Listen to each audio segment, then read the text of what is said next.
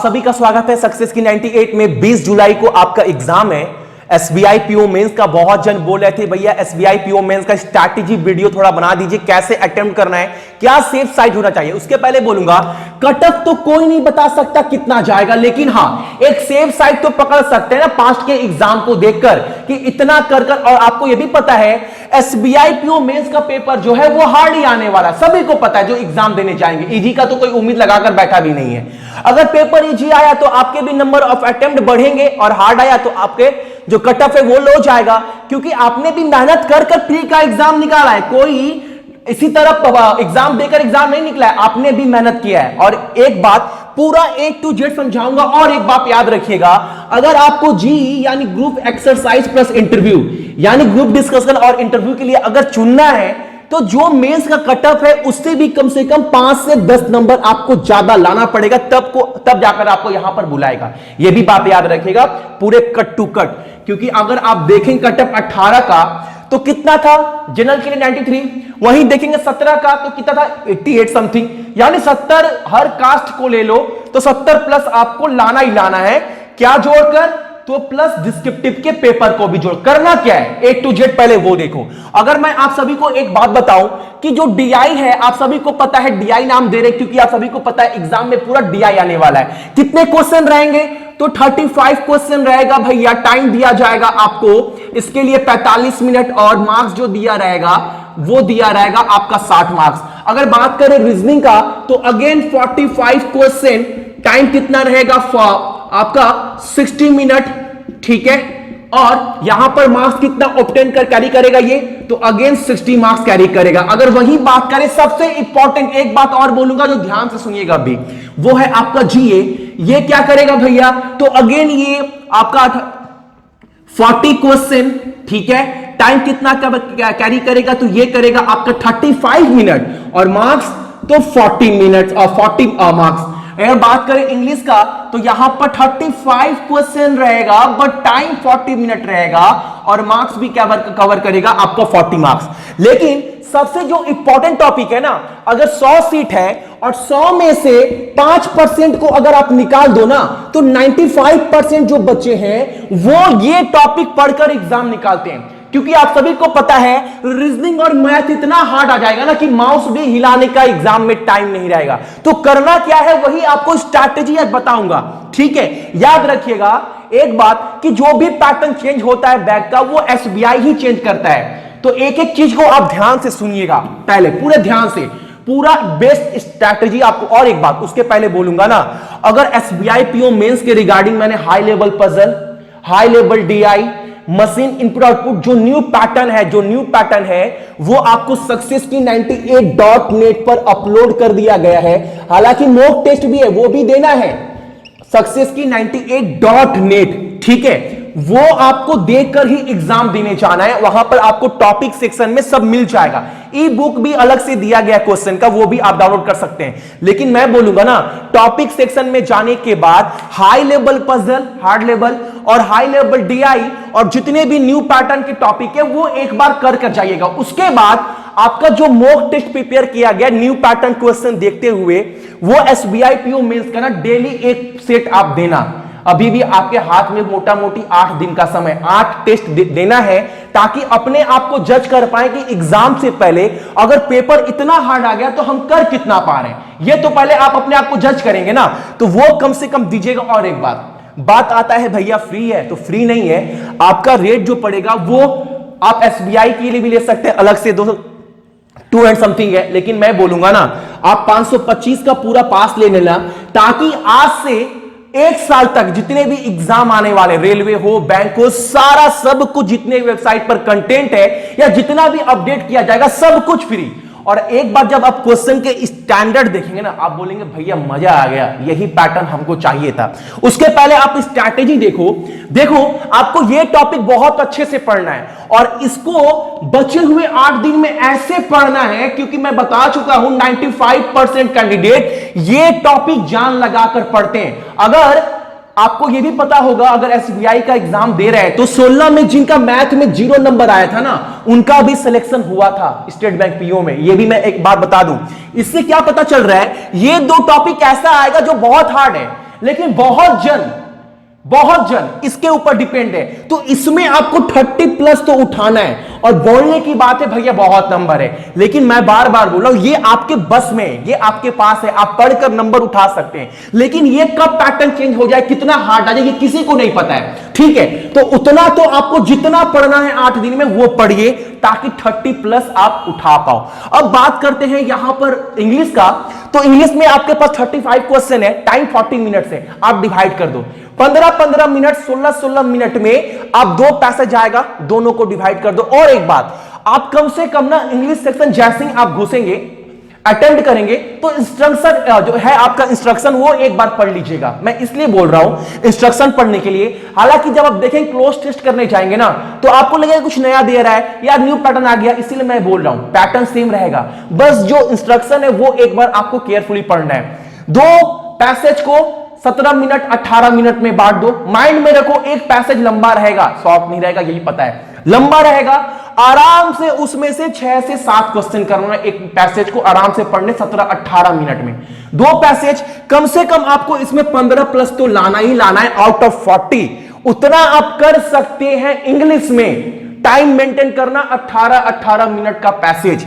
अब बात करते हैं यहां पर रीजनिंग और आपका डीआई का। इसको ध्यान से देखना है, इसको ध्यान से देखना है। आप सभी को पता है, अगर मैं बोलूं आप सभी को कि 60 मिनट में आप 2 पजल सॉल्व कर सकते हैं, तो आप बोलेंगे बिल्कुल भैया, अगर कोई बोल दे 60 मिनट में 2 पजल तो सॉल्व कर सकते हैं। और आपको यह भी पता है कि मेनली जो है वो पजल ही कंटेंट करेगा।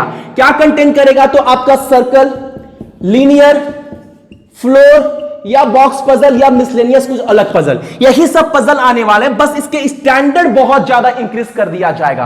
और 17 तक जब तक मैंने बैंक की तैयारी करवाए हैं, मेंस तक, मैं हमेशा बोला हूं 2 पजल चूज कर लो और उस पजल का स्टैंडर्ड लेवल तक टच करिए, ताकि एग्जाम में आपको यह लगे कि इस टॉपिक का पजल मैंने हाई लेवल तक टच किया, क्रैक किया है। एक कॉन्फिडेंस आएगा। और आपको पता है एक पजल के लिए मैं 30 मिनट दे रहा हूं, बेफिक्र होकर 30 मिनट में वही पजल क्रैक करना है जिसका मैंने स्टैंडर्ड लेवल तक प्रैक्टिस किया है।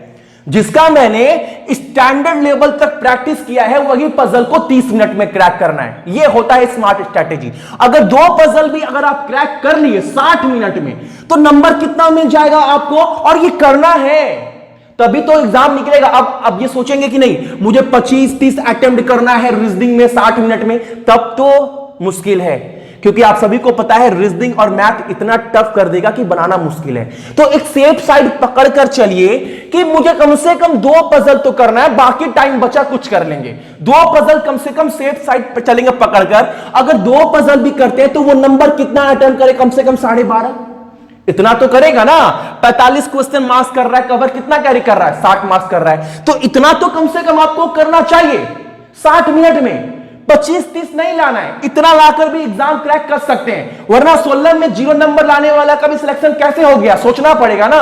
यही होता है स्ट्रैटेजी का पार्ट। अगर बात करें मैथ का, तो 35 क्वेश्चन है, 45 मिनट है, 60 क्वेश्चन है। 45 मिनट में कुछ नहीं करना है। डीआई कैसे करते हैं आप सभी को पता है। एक सेट डीआई का है, उस सेट को पढ़ने में हम 10 मिनट लगाएंगे। सेट को अच्छे से समझेंगे। और समझेंगे कब? आप एग्जाम से पहले अच्छे पैटर्न का डीआई प्रैक्टिस कर जा रहे हैं, माइंड को खोल कर जा रहे हैं। मैं बार बार बोल रहा हूं सक्सेस की 98.net पर ना हार्ड लेवल का डीआई पूरा एग्जाम पैटर्न का दिया गया है, टाइमर के साथ। एक बार देकर जाइएगा एग्जाम देने। प्लस जो भी मॉक टेस्ट मैंने आप सभी के रेडी किया है ना, आप सभी के लिए, आप देखोगे ना, बोलेगे भैया मजा आ गया क्वेश्चन देखकर लेवल। अब मैं एग्जाम से पहले थोड़ा मेंटली प्रिपेयर हूं एग्जाम को लेकर, तो वो जरूर दीजिएगा। एक डीआई के लिए आपको टाइम कितना देना है? कम से कम देना है 10 मिनट समझने के लिए। और हर एक डीआई में 2 क्वेश्चन आपको मॉडरेट मिलेगा, हाई लेवल नहीं, मॉडरेट मिलेगा ना, इजी लेवल, मॉडरेट लेवल। वो 2 क्वेश्चन करना जो कैलकुलेटिव है। हर सेट से 2 क्वेश्चन करना है। 3 क्वेश्चन तो ऐसा मिलेगा जो आपकी बस की बात नहीं है, बनेगा ही नहीं बनेगा, लेकिन 2 क्वेश्चन तो बनता है हर एक सेट से। ये उसको निकालना है हर एक सेट से। 4 सेट से अगर आप 2-2 क्वेश्चन भी निकाले तो 8 क्वेश्चन हो गया। मैं बोलूंगा उतना भी नहीं करना है। एक डीआई 10 क्वेश्चन, 2 क्वेश्चन निकालना है, 1 क्वेश्चन निकालना है। आपको कितना डाटा जुटाना है? कम से कम आपको 7 डाटा जुटाना है, 7 क्वेश्चन, बस 7 क्वेश्चन मैथ में करना है। और वो कितना कैरी करेगा?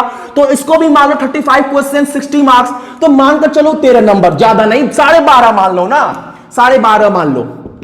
45 मिनट में कितना हो गया कैलकुलेशन? 30, 45 और 25, 70 नंबर तो आपका यहां पर हो गया।